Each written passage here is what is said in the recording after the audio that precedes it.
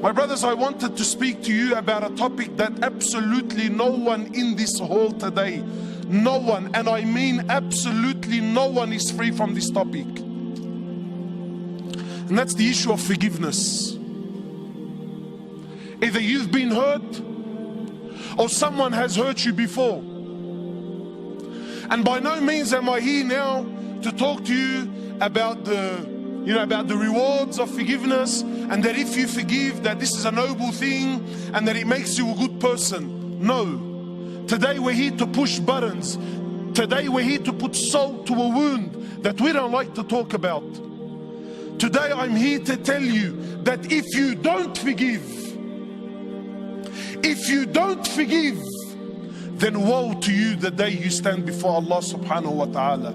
You see, many of us, we tend to think that forgiveness is an option that I have. That if I want, I'll forgive. But if I don't want, brother, I'm going to hold on to this to the day of resurrection. I'm going to hold on to this to the day of resurrection. La habibi la. Doesn't work like that. Because a part of being a believer, a part of being a Muslim, a part of being the follower of Rasulullah sallallahu alayhi wasallam is to have a heart that forgives. Not only does it forgive, but it loves to forgive, regardless of the crime. So because I'm sure your mind is already going through a process. He's probably speaking about forgiveness on small issues, light issues. No, I'm here to tell you today that there is absolutely no scenario, no issue, no situation that you could put forward before me that gives you any right to not forgive your Muslim brother. Nothing. And this is deen. This is real deen. This is the deen of the heart. This is the deen of breaking the nafs. The deen that no one likes to play with. The deen that no one likes to play with. Our beloved Prophet Muhammad sallallahu alayhi wasallam. And let me make things clear. By no means am I saying you need to forgive because the person that you're forgiving is worthy of your forgiveness. That's irrelevant here today. I'm here to tell you that you have to forgive, because you forgiving one another has nothing to do with the individual, though there is benefit, but has everything to do with you and Allah subhanahu wa ta'ala. The Prophet of Allah says sallallahu alayhi wasallam, forgive one another, have rahmah amongst one another. Why? Why? Because they're Muslims? Why? Because they're deserving of it? He says, have mercy, show compassion towards one another. Why, O Prophet of Allah? He says, so the one in the heavens may show mercy and compassion towards us, towards you. Forgive. Today, let's hashtag today's khutbah as let it go. Let it go, my brother. Let it go, my sister. No matter what is happening in your life, no matter how dramatic shaitan has painted your scenario or your situation, it's only from shaitan, and the key to everything is to just let it go, man. Let it go. Why? Because that's the sunnah of your Habib sallallahu alayhi wasallam. He says, show compassion to one another. Why? So the one in the heavens can show compassion and mercy and forgiveness towards us. Today we live in a world where it's praised. The more you hold a grudge, then the more it's praised. And common terms, forgive me, I know some people tell me, brother, it's Friday khutbah and it's inappropriate to use this sort of language. Brother, we're here to deliver a message. I'm not here to speak appropriately and no one walks out understanding what the hell I'm on about. No, we're here to speak a language so that we understand. Today we live in a culture where what? To forgive is a sign of what? It's a sign of weakness, bro. What? You think I'm a grunk? You think I'm a grunk? You think I'm a... No way in the world, brother. It's become an issue of pride. Brother, who the hell do you think you are, Yani? Who on God's green earth do you think you are to hold something and carry it in your heart? And look at the language. I don't forgive to the day of judgment. Wow, man. Really? Really? What sunnah is this? What deen is this? Because it's most definitely not from Islam, and it's most certainly not the sunnah of Muhammad sallallahu alayhi wasallam. To hold on to grudges, for what? For what? Wallahi, my brothers, examples, I don't have time, but examples. And I'm sure every one of you knows the scenario. Wallahi, blood brothers, they grew up, they came out of the same womb, out of the same mother, they suckled on the same breast, they lived and slept and grew up in the same bedroom, ate from the same plate and drank from the same cup. Today they don't speak to one another. Why? Because his wife said and my wife said. The hell with your wife. How does it possibly sit in any sane mind that my brother, the one who I grew up with, I allow a woman to get in between me and him? What deen is this?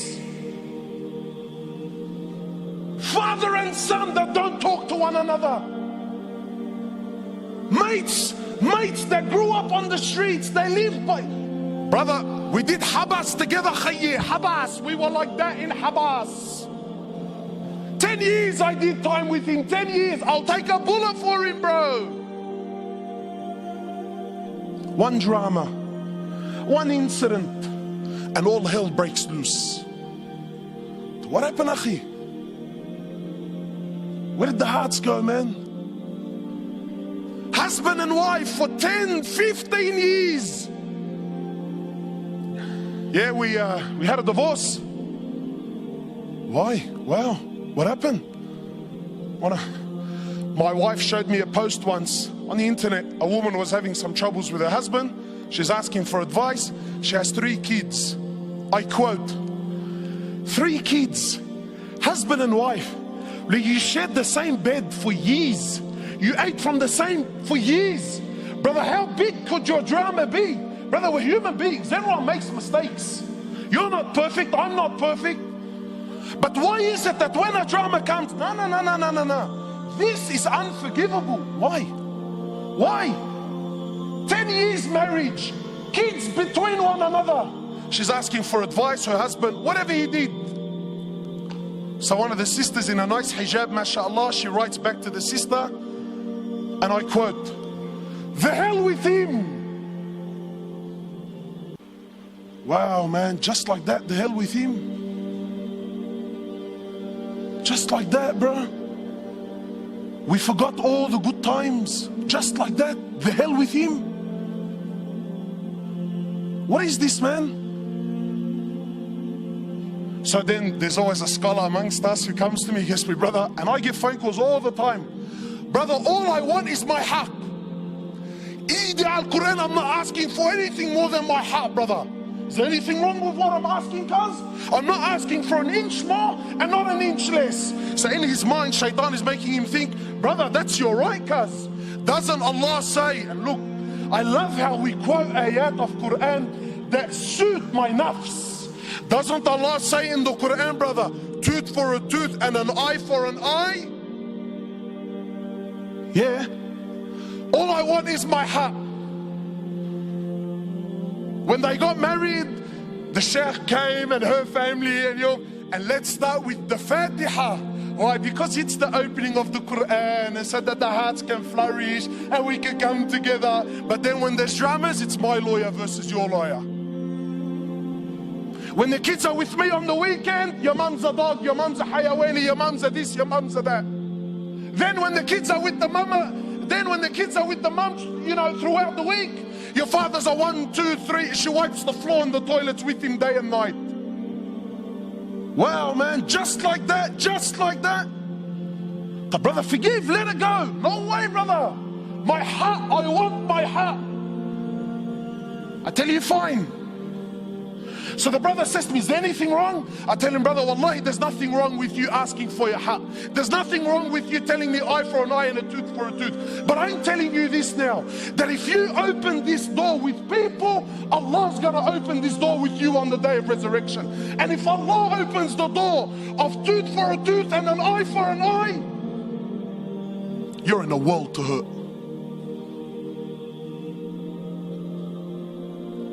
Every single one of us has troubles in his life.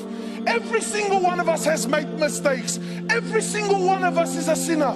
And every single one of us is hopeful and wishful that when I stand before Allah on the day of resurrection, Allah's going to turn a blind eye and forgive all my sins. Yet you can't even forgive the person you grew up with for years of your life for one issue.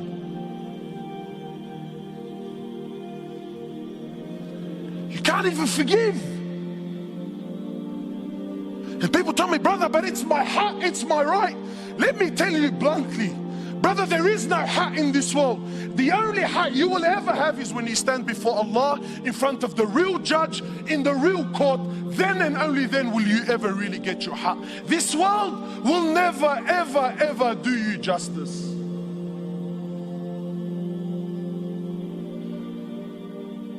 Where are we? Really, my brothers, wallahi, where are we, man? Forgive me, if I'm a bit too, but wallahi, my heart hurts me. When I see two people who before the drama, they're the most religious and God-fearing and Allahu Akbar and, well, oh brother, we're like this and eat al-Quran and Allah, I forgive you and I love you for the sake of Allah. But as soon as you step on my toes, what was once a nice beard is a piece of Velcro, throws it right out the door. Come here, you little this and that, and let me, well, man. What happened, cuz? What happened? Yeah, but he disrespected me. Let it go, man. Let it go. Not for Allah's sake. Let it go, cuz. Let it go. No, we want to Ali. There's those that show mercy and compassion towards one another. The one in the heavens will show mercy and compassion towards them. You see, my brothers, you know what I love about the Sahaba? The Sahaba were real people. Many of us, we like to praise the Sahaba so much so to the point where we start painting this picture like they never did anything wrong. Well, you're very wrong. Sahaba did a lot of things wrong, but that's what was beautiful about them, because they made mistakes. Then the way they dealt with their mistakes is what makes them so special and so unique. My time is short. One particular incident. After one of the battles, there was booty of war, gold, silver, swords, shields, stuff like this. So the Sahaba gathered, there's a lot of it, it's money. So they started sharing their opinions as to how they should distribute this wealth. And please don't listen to the story for the she entertainment of it. Live the story, brother. Try to imagine. I'm not sharing with you Walt Disney fairy tales. These are real stories of your fathers. Why? Not to entertain you, but to learn. Because you know what, my brothers, the truth is, when really push comes to shove, we don't follow the sunnah of Rasulullah sallallahu alayhi wasallam. Deep down, we're gangsters. That's what we are, man. And being a gangster doesn't necessarily mean you got tattoos and you used to sell drugs on the streets. Wallahi, I know Abu Ali's and Abu Ahmed's that are more gangsters than any youngster on the street today can ever be. Gangster with your character and your attitude. We don't follow Rasulullah. We follow people like Tony Montana in Scarface, yeah, and Tupac in Mabarif Shoo, and that's it, brother. That's the way it is, cuz. That's how it is on the streets, brother. What deen is this, man? So the Sahaba, each man gave his opinion. Then Abu Dhar gave his opinion on the matter. For those of you who don't know Abu Dhar is Arab. Yani he makes an Arab feel like he's a non-Arab. You can't be any more Arab than what Abu Dhar was. So Abu Dhar also gave his opinion. Today, mosques, I was in Canada, mosques are waiting in courts to deal with the issues. Why? Because, brother, I gave my opinion and this guy disrespected me when we were in the meeting, so now it's me versus him. And mosques are going to war with each other. Why? Who's hit it? Brother, I gave my opinion. What, and he went against me? Doesn't he know who I am? I've been here for 10 years, brother. This guy's only been on the board for 5 years. These are the people that are leading our masajid, mashallah. So Abu Dhar gave his opinion. Then the next person was Bilal radiallahu ta'ala anhu. Bilal is the muaddin of Rasulullah sallallahu alayhi wasallam. Bilal not only used to be a slave, but an Abyssinian slave, meaning he was black. So as far as society is concerned, talk about being rock bottom. But you see, Islam came to break this. So when Bilal gave his opinion, he says, Abu Dhar, I disagree with you. Allahu A'lam, I think this is what we should do with the wealth. So Abu Dhar, imagine being put on the spot in front of everyone. He says, even you, ya Bilal, even you son of a black woman, even you're going to disagree with me today. These are big words. So Bilal, rightfully so, got very upset. He picked himself up and went to the Prophet of Allah. Now I want to pause here for a minute, because I want to prove my point that we don't follow the sunnah of Rasulullah sallallahu alaihi wasallam. We follow the sunnah of who? Sheikh Tony Montana, mashallah, and Maulana Tupac. When we hear the story of the Sahaba, we exclude our life and our societies, well, because it's different times. My brothers, I want to ask you sincerely, and I want you to answer sincerely. This act that Bilal did by picking himself up and going to the Prophet of Allah to complain, what is this act called in this day and age that we live in today?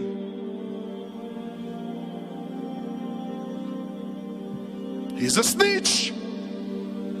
True or not? Brother, we have a drama. You pick yourself up to go complain. What are you, a woman, bro? That's street language. You see, but Bilal wasn't corrupted by your Tupac and your Tony Montana. Bilal was affected by your Prophet, who you claim that you follow. You see, Bilal had something in his heart, so he went to someone that can help him with this situation. You and I, nah. That makes me less of a man. Nah, Habib. I'm gonna hold it in my heart for the next 20 years. I'm gonna thrash him, backbite him, wipe the floor with him, slander him with any opportunity that I can get for the next 20 years. But I won't go to someone that just might be able to help my situation.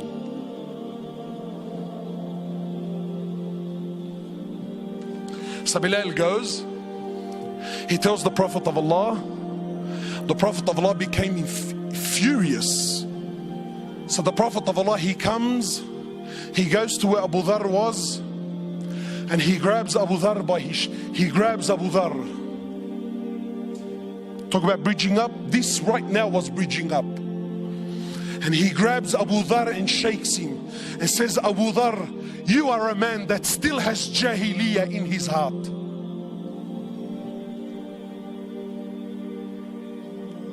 So what did Abu Dhar do? That little Aqday, is that what he said? Eid al-Quran, that's not what I said. Allah, wallahi, I didn't mean it like that, bro. See, let me tell you the difference between a man and a so-called man. A real man is a man when he acknowledges that he really was in the wrong, he admits that he's in the wrong. So Abu Dhar lowers his head. He understands that he hurt his brother. He understands he upset his Prophet. So how did he deal with the situation? Did he stop praying at that masjid so that I don't see Bilal? Because that's how we deal with our issues, isn't it? Did he? Abu Dhar radiallahu ta'ala anhu, after acknowledging that he's in the wrong, he picks himself up. He goes into the streets of Medina looking for Bilal radiallahu ta'ala anhu. Then when he sees and he finds Bilal, he goes to Bilal publicly. Leave this with me, publicly, in front of everyone. He goes to Bilal in front of everyone and gets down on the floor and says to Bilal, Ya Bilal, by Allah, I will not lift my head off the floor until you step on it with your foot. And let it be known right here, right now in Medina, which one of us today is the honored And which one of us today, ya Bilal, is the dishonored one?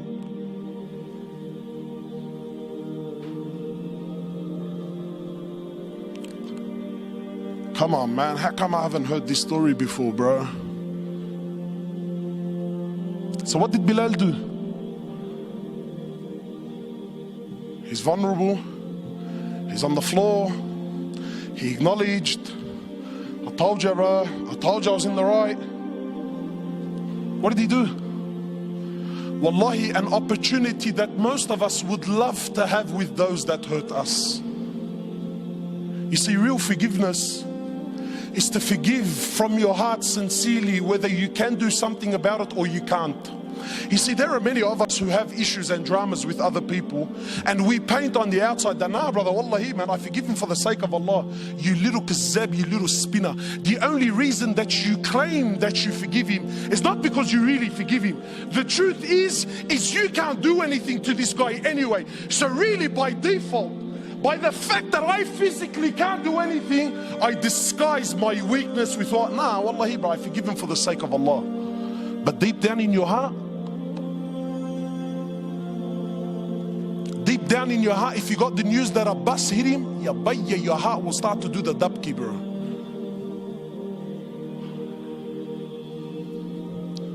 Some brothers tell me, you know, cuz, listen, wallahi, bro, wallah, you know, I forgive him. Wallahi, I forgive him. But I don't forget, cuz. Wow, mashallah, really? You forgive, but you don't forget? Well, I got news for you, bro. If you forgive but don't forget, you didn't forgive to begin with. You see, this topic is not as juicy as what you first thought, eh? Why? Because it's hard on the nafs. Because this is real deen. This is real deen.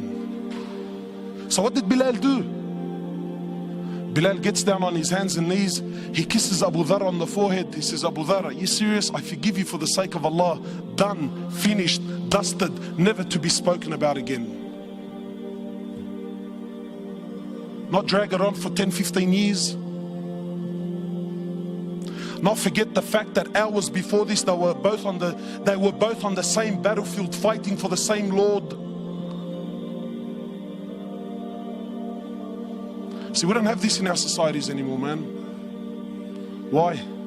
Because today weakness is seen as what?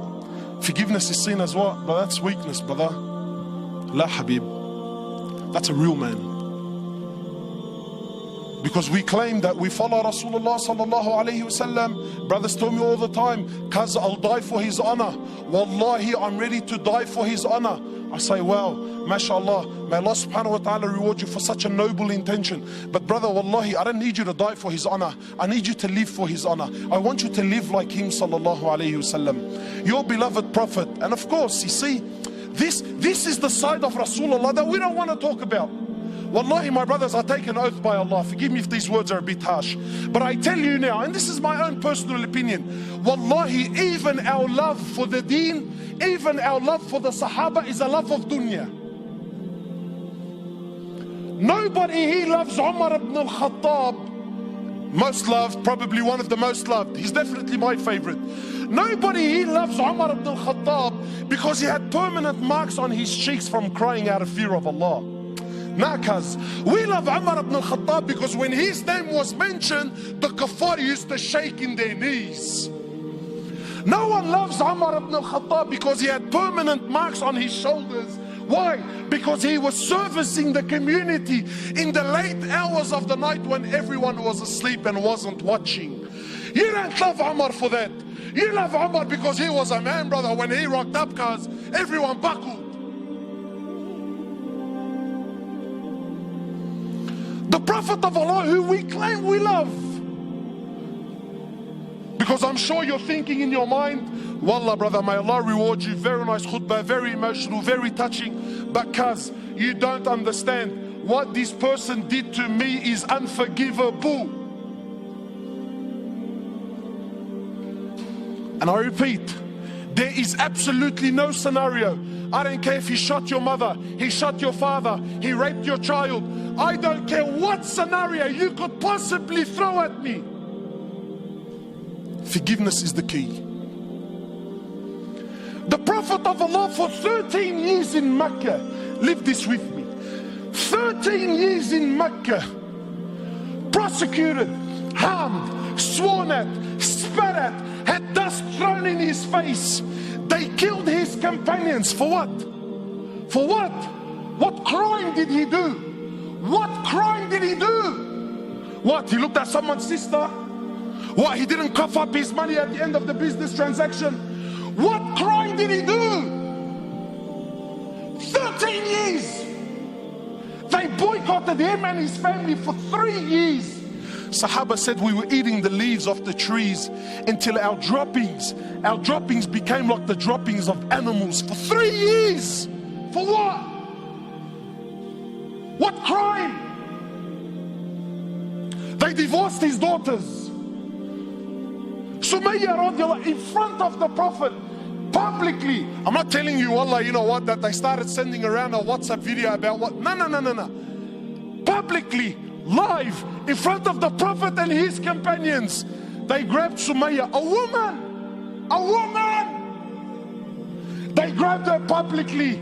They opened her legs in front of her husband and her son, and they rammed a spear into her private parts until they killed her. They exiled him from his land, Mecca. Exiled him for 18 months in Medina. 18 months he was crying. Why? Because he was missing the Kaaba so much. They stabbed his pregnant daughter. As a result, she lost her child. 8 or 6, a few months later, she ended up dying in Medina. He buried every one of his children while he was alive, except for Fatima. In Uhud, you know, it's one thing to go to war and kill. That's fine, you killed the man. In Uhud, they massacred the dead. His uncle Hamza, they cut his nose off, they cut his ears off, they ripped his liver out. Hind took a bite from his liver and spat it on the floor. Sahaba said when the Prophet of Allah seen Hamza, we never seen him cry like he cried when he seen his uncle Hamza. In narrations, he prayed janazah for his uncle 70 times. So much hurt and so much pain. For years. And then when Fatah Makkah came, and now he comes back victorious with an army of 10,000 companions, an army the which Arabia never seen in their lives.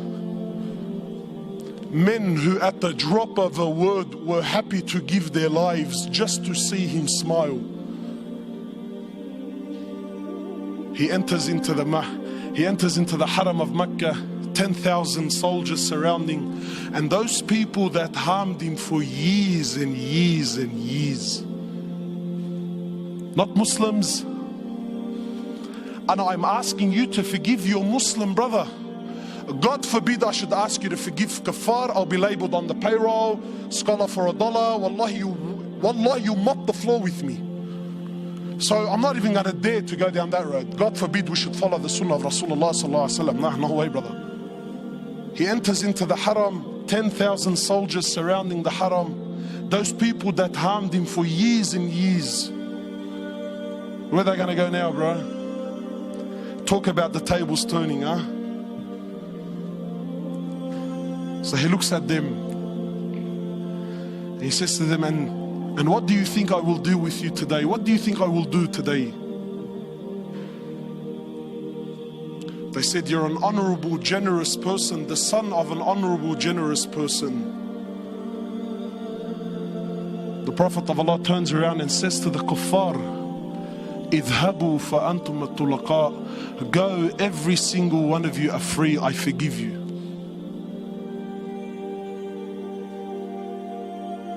Where's this sunnah in our lives, man? Where's this deen?